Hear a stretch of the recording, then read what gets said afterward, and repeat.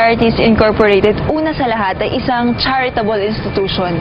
At mula noon hanggang ngayon, patuloy pa rin ang pagtulong ng BPCI sa mga nangangailangan. Mula sa iba't ibang orphanages hanggang sa mga nasalanta ng mga kalamidad. Inabot ng BPCI ang mapagkalingang kamay nito, dala ang kaligayahan at pag-asa para sa mga kapamilya natin. At sa ika-50 taon ng Binibining Pilipinas, nandito kami ngayon sa Santa Ana Hospital para bigyan ng ngiti ang mga batang may cleft palate.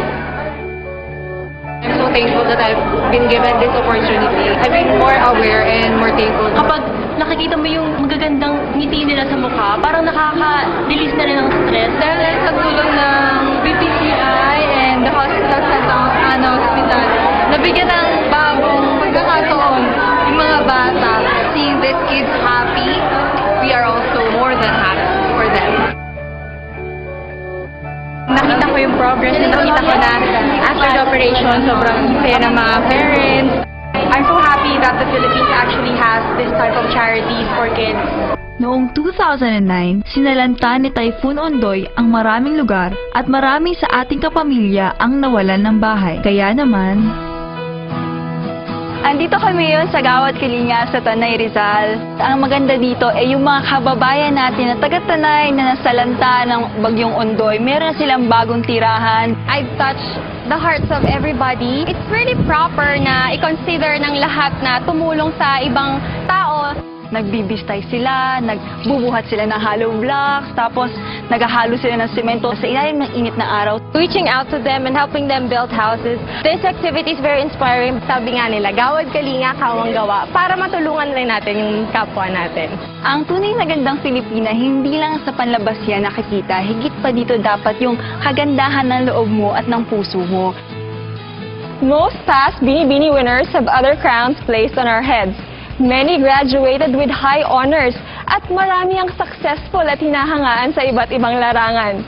It's quite a long list, but we're hoping that this next batch of Gold Binibinis would make that list even longer and of course more prestigious.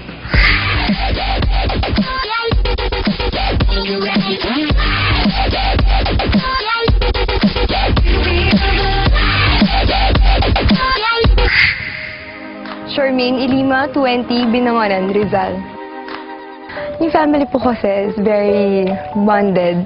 Sobrang intact kami. Hindi kami kakain ng dinner as long as hindi kami kompleto in the family. Ang treatment po namin ng kaming apat po sa family, parang barkada lang. Medyo grade school pa po ako, nagkasakit si mama. So, ganito kalaki yung bukol niya sa ovaries. Nauga yung family namin kasi si mama po lang yung nagpo-provide for the family. Medyo nahirapan po kami sa buhay. Family for me is synonymous to love. Kasi when I think of my family, doon ko talaga nakuha yung unconditional love na hinahanap ko. Na yung family mo, yung tao lang na magbibigay sa'yo ng totoong pagmamahal na walang hinihingi ng kapalit.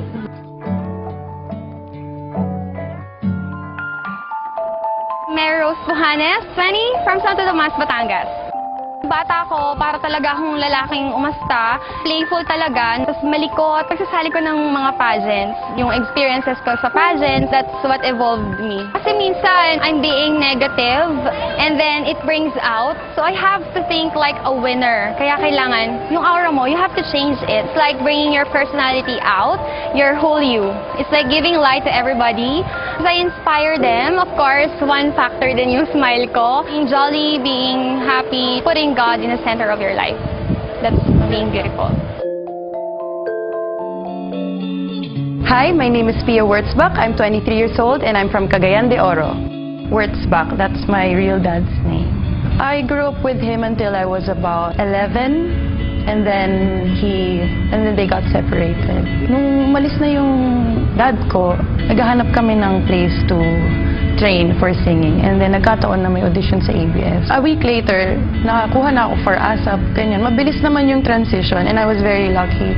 When I was launched with K2BU, it was with Bea, Angeline, and Shaina. Hindi naman ako namimili ng roles kasi I was the breadwinner of my family. People think that I have it easy because of my looks and because artista ako. Pero, hindi nila alam yung nangyayari talaga sa akin, sa family ko. Ako kasi yung type na person na kung kaya kong gumawa ng paraan, gagawa ko ng paraan. Hindi ko matitiis na makitang hindi sila okay. I'm Cindy Miranda, 23, Nueva Ecija.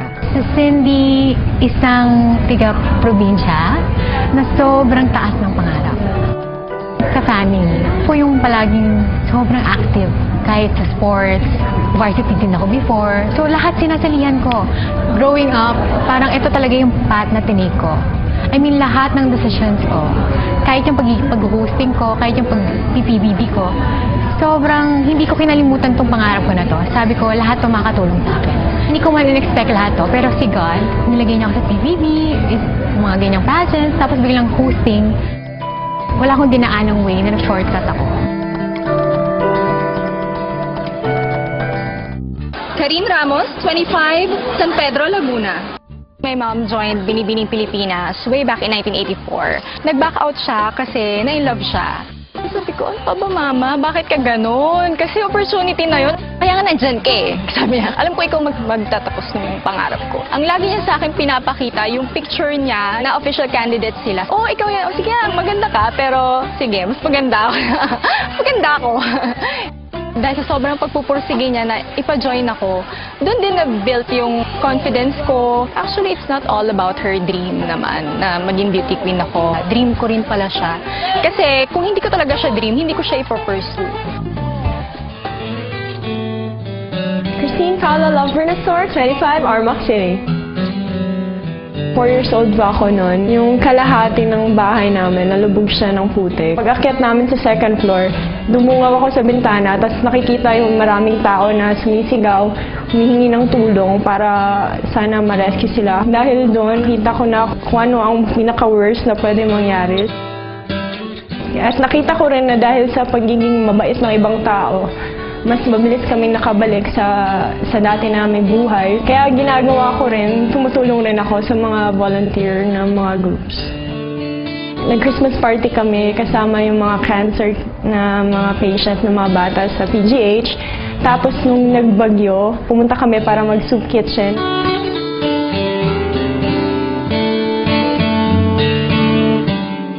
I'm Hannah Sison. I'm 24 years old from Ilocos Sur.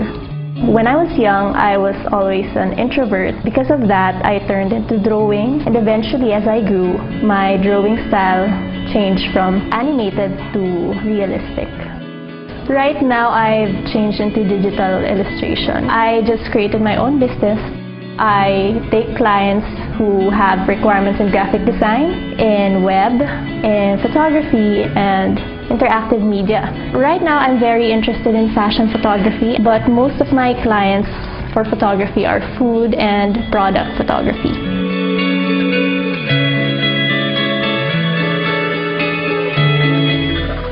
Bea Santiago, 23, Masbate.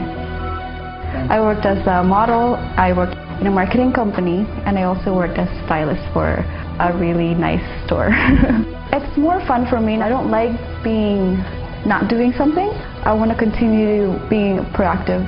I have amazing friends, and I have different kinds of groups. I have my geeks, I have my nerds, I have my Filipinos. Pag Pinoy po, mahilig kami pumunta sa downtown, and we watch a lot of movies. It was my mom who wanted me to join pageants, pero I'm more hesitant. Pero nung nag-21 ako, sabi ko, this is what I want, so I want to try. And then I loved it. Tapos when I came here, this is what I really want to be, Binibini. Lawrence Ramatilio, 24, Iligan City, Lanao del Norte. Dream ko talaga mag-travel around the world. Kasi yung bata pa ako, andun ako sa probinsya namin. Tapos hindi ako sinasama ng mama ko sa ibang places. Po yung kapatid ko so yun yung palagi niyang sinasama. Kaya sabi ko, pag ako talaga lumaki, gusto kong pumunta sa ibang lugar. I started modeling when I was still 16. Naging independent ako in a way na tumatravel ako sa iba't ibang places sa Mindanao. Lumuwas ako dito nang ako lang mag-isa. So pagdating ko dito, in-extend pala. Almost natulog ako sa daan kasi naubusan na ako ng pera noon. Buti naman at may tumulong sa akin taga Mandaluyong. I am competing with myself. I'm not competing with the other girls. Kahit na anong mangyari, manalo man matalo, ko pa rin ako ng goal. Hindi pa rin ako susuko. Elior Noel Punzalan, 26, Las Piñas City. I've been into different workshops and I have a wide variety of interests. So I had musical theater, I had singing. Actually, my family po is really into music. So pag may mga gatherings po kami, bawat family may representative, tapos tinutulak nila ako, oh, kumanta ka. Super big idol ko po si Lea Salonga. So that's the reason why I'm into this. Ultimate dream ko in life, simple lang. Maging masaya, makatulong sa kapwa, at saka magawa ko kung ano yung gusto ng Diyos para sa buhay ko. I'm Leona Paula Santi Cruz, 21, from Aurora. Tuwing nagbabakasyon ako sa Aurora, sobrang close po namin. Nagde-date pa po kami sa beach ni Lolo. Pinagmamalaki niya ako bilang apo kasi po nung nanalo akong binibining Aurora, dun po talaga tumatak na, ayan, apo ko yan. Ang pinaka namimiss ko po sa kanya na tuwing dadating ako, siya po yung talagang nag-aantay dun sa tumba-tumba niya na nakangiti na sobrang laki.